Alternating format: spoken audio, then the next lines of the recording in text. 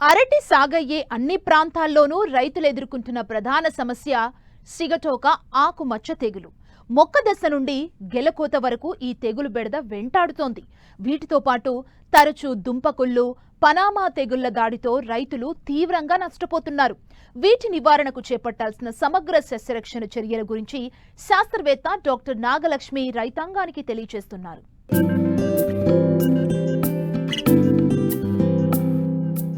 తెలుగు రాష్ట్రాల్లో విస్తారంగా సాగుతున్న పండ్ల తోటల్లో అరటి ప్రధానమైంది. ఒకసారి నాటితే 3 సంవత్సరాల వరకు రైతులు గెల దిగుబడి తీస్తున్నారు. అయితే కొన్ని సంవత్సరాలుగా తోటల్లో చీడపీడల బెడద ఎక్కువవడంతో రైతులు 1-2 పంటలకే తోటలను తీయాల్సిన పరిస్థితి ఏర్పడుతోంది. ప్రధానంగా సిగటోక ఆకుమచ్చ, పనామా, దుంపకుళ్ళు వంటి సమస్యలు తోటలను వెన్నాడుతున్నాయి. అధిక సాంద్రత పద్ధతిలో మొక్కలు నాటిన తోటల్లో ఈ సమస్య తీవ్రత మరింత ఎక్కువగా ఉంది. తోటల్లో కలుపు లేకుండా చూసుకుని తగిన ముందు జాగ్రత్తలు తీసుకుంటే ఈ తెగుళ్లను సులభంగా అధిగమించవచ్చని సూచిస్తున్నారు శాస్త్రవేత్త డాక్టర్ నాగలక్ష్మి. ఈ సిగటోక ఆకుమచ్చ తెగులు అనేది వర్షాకాలం జూన్ జూలైలో మొదలయ్యి నవంబర్ దాకా ఉధృతంగా ఉంటుంది.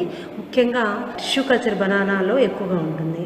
ఇది మొట్టమొదట లేత పసుపు రంగులో ఉన్న చిన్న చిన్న చుక్కల్లాగా మొదలయ్యి ఆకు అంతా కూడా వ్యాపించి ఆకు మొత్తం కూడా మాడిపోయినట్టుగా తయారైపోతుంది. దీనివల్ల మొక్కకి కిరణజన్య సంయోగక్రియ తగ్గి కాయ నాణ్యత లోపిస్తుంది. ఎప్పుడైతే గెల బయటకు విచ్చుకొని వచ్చిందో ఆ తర్వాత కనుక ఈ తెగులు ఉధృతిని మనం అరికట్టకపోతే దాని కాయ నాణ్యత ఖచ్చితంగా దెబ్బతింటుంది.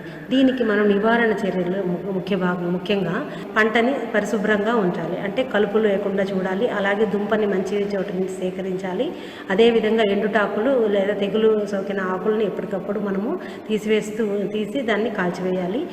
తర్వాత లాస్ట్లో మనము రసాయనిక పదార్థాల వల్ల కూడా దీన్ని కంట్రోల్ చేయొచ్చు. వర్షానికి ముందైతే మ్యాంకోజెబ్ అనే మందును కానీ లేదా క్లోరోథాలనిల్ దీన్ని కానీ 2.5 గ్రాము లీటర్కి కలిపి పిచికారీ చేసించో మొదటగా వచ్చే చిన్న మచ్చల్ని మనము నివారించవచ్చు. అలాగే వర్షం పడిన తర్వాత ఈ తెగులు వ్యాప్తి విపరీతంగా ఉంటుంది. దాన్ని ఆ ఉధృతిని బట్టి మనము ప్రొపికొనజోల్ 1 మిల్లీలీటర్ నీటికి కలిపి దాన్ని పిచికారీ చేసించో దీని మీద ఉన్న మచ్చల వ్యాప్తి చాలా వరకు నివారించవచ్చు. తర్వాత 20 రోజుల తర్వాత ప్రొపికొనజోల్ 1/2 మిల్లీలీటరు 1 లీటర్ నీటికి, అదేవిధంగా దానికి 10 మిల్లీలీటర్ల మినరల్ ఆయిల్ కనుక మనము కలిపి పిచికారీ చేసించో తెగులు వ్యాప్తి చేసే కారకాలు శిలీంద్ర బీజాలు ఏవైతే ఉన్నాయో అవన్నీ కూడా సమూలంగా నాశనమయ్యి గాలి ద్వారా వ్యాప్తి చెందే ఈ శిలీంద్ర బీజాలు అన్నీ కూడా నశిస్తాయి. దీనివల్ల మనకి తెగులు వ్యాప్తి తగ్గుతుంది. అరటి తోటలను ఆశించే తెగుళ్లలో అతి ప్రమాదకరమైన తెగుళ్లు పనామా, దుంపకుళ్ళు తెగుళ్లు. బ్యాక్టీరియా, శిలీంధ్రాల ద్వారా ఆశించే ఈ తెగుళ్ల వల్ల ఒక్కోసారి పంటపై ఆశలు వదులుకోవాల్సిన పరిస్థితి ఏర్పడుతోంది. పనామా ఎండు తెగులు అనేది ఒక ముఖ్యమైన సమస్య. ముఖ్యంగా అమృతపాణి రకాల్లో ఈ పనామా తెగులు చాలా ఎక్కువగా వస్తుంది. తెగులు సోకిన మొక్కలు ఆకులు ఎండిపోయి పండుబారినట్టుగా అయిపోయి తొడిమ దగ్గర విరిగి వేలాడుతూ కనిపిస్తాయి. అలాగే కాండం మీద నిలువు పగుళ్ళు ఏర్పడతాయి. గమనించక ముందే మనం కొన్ని చర్యలు మనం తీసుకోవాలి. ఆరోగ్యకరమైన పొలం నుంచి విత్తనాన్ని కానీ దుంపల్ని సేకరించాలి. తర్వాత కార్బన్డజిమ్ 1 గ్రామ్ లీటర్ నీటి కలిపిన మందు ద్రావణంలో అరగంట సేపు దుంపల్ని నానబెట్టాలి నాటే ముందు. అలాగే మనం నాటిన తర్వాత 3, 5, 7 నెలల్లో 2 గ్రాముల కార్బన్డజిమ్ లీటర్ నీటికి కలిపి ఆ మందు ద్రావణంతో మొక్క చుట్టూన ఉన్న నీళ్ళని తడపాలి. ఈ విధంగా దీన్ని నివారించవచ్చు.